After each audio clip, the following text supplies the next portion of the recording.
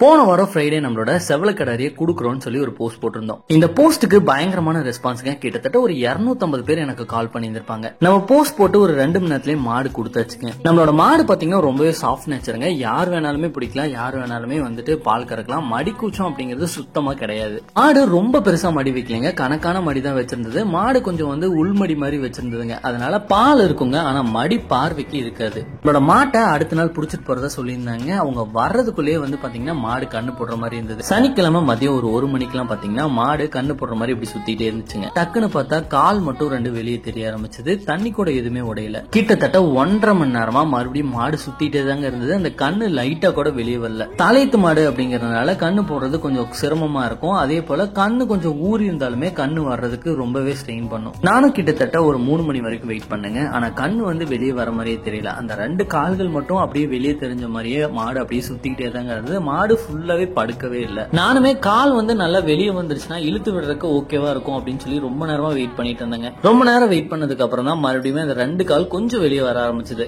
சரி, இதுக்கு மேல விட வேணாம், நம்மளே போய் இழுத்து விட்டுறலான்னு நானும் போயிட்டேங்க. மாட்டோட அறை பாத்தீங்கன்னா ரொம்ப சின்னதா இருந்ததுங்க. அதனால கண்ணு சுத்தமா வெளியில வரவே இல்லை. நானுமே நல்லா ஃபோர்ஸ் கொடுத்து இழுத்து பார்த்தேங்க. எப்பவுமே நீங்க கண்ணு இழுக்கிறீங்க அப்படின்னா லைட்டா இந்த மாதிரி காலை வந்து கீழ் நோக்கி இழுக்கணும் அப்படின்னு சொல்லுவாங்க.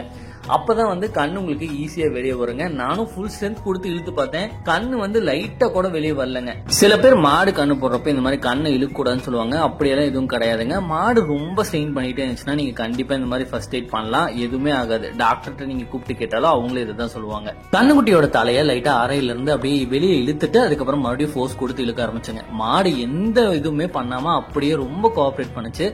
மறுபடியும் நான் வந்துட்டு நல்லா ஃபோர்ஸ் கொடுத்து இழுத்ததுக்கு அப்புறம் பாத்தீங்க அப்படின்னா கண்ணு கொஞ்சம் கொஞ்சமா வெளியே வர ஆரம்பிச்சதுங்க. அதுக்கப்புறம் பாத்தீங்கன்னா கண்ணு நல்லா ஊறி இருந்ததுங்க. அதனாலதான் கண்ணு போடுறதுக்கு ரொம்ப லேட் ஆயிடுச்சு.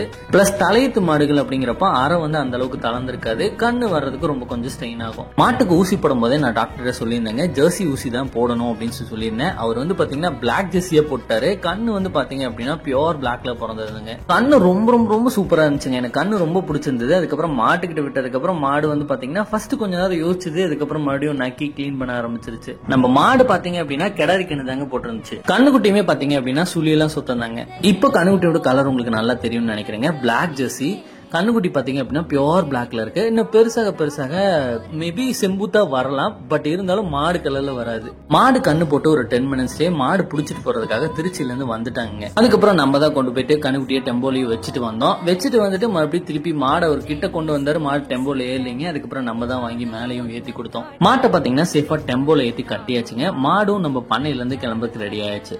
மாடு கொடுக்கும்போது ரொம்ப சோகமா தான் இருக்கு. இருந்தாலும் என்ன பண்றது, எல்லா மாட்டையும் நம்மளால வச்சு பாத்துக்க முடியாது. அதனால வந்துட்டு போற இடத்துல நல்லா இருக்கணும் அப்படின்னு மட்டும் நினைச்சுக்கிட்டு கொடுத்தாச்சுங்க. மறுபடியும் அவங்களும் வந்து பாத்தீங்க அப்படின்னா டெம்போ எடுத்துட்டு கிளம்பிட்டாங்க. நைட் ஒரு 7 மணி வாக்குல அங்க போயிட்டேன்னு சொல்லி எனக்கு திருப்பி கால் பண்ணியிருந்தாங்க. மாடு நல்லா இருக்கு அப்படின்னு சொன்னாங்க. எனக்கு அது வரைக்கும் ரொம்ப ஹாப்பி.